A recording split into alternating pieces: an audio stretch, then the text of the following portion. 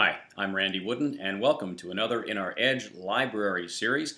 This time we'll talk about baby boomers and maybe some tips for appearing younger as it relates to a face-to-face interview. And certainly one of the first things you can point to when you look at someone is their appearance. And what are a couple of things that really are indicators that somebody's a little bit older? Well, you can't see gray hair on me, so that sort of mitigates that. Now, you may not want to go with this look, but what you may want to do instead is to consider dyeing the hair, coloring the hair, whether you're male or female.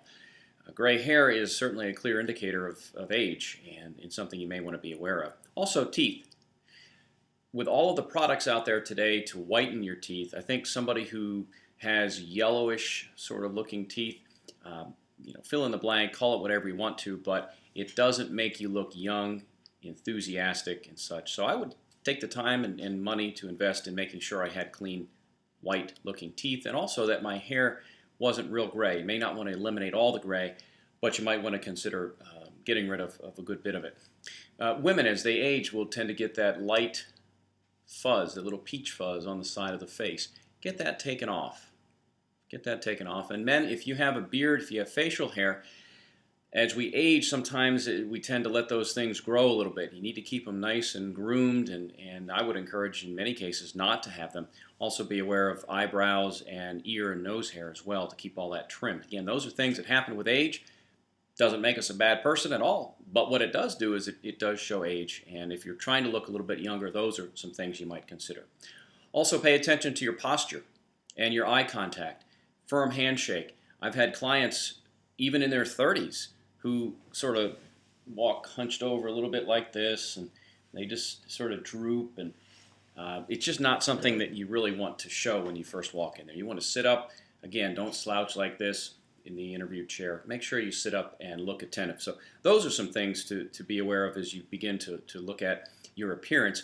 One other point, and this is actually something that we've discussed in one of our workshops as well, and that is the clothing that you wear. And you want to make sure that your outfit is current with current business styles. I joke about ties, let's say, from the 80s and such, and the narrow ties, that sort of thing. And in other eras, ties will be a little wider. So understand what's in fashion, what's in style for business attire, and dress appropriately. Beyond that, age somewhat is an attitude. And I think if you ask good questions, if you're engaging, you smile when appropriate, you laugh when appropriate, and you really show energy.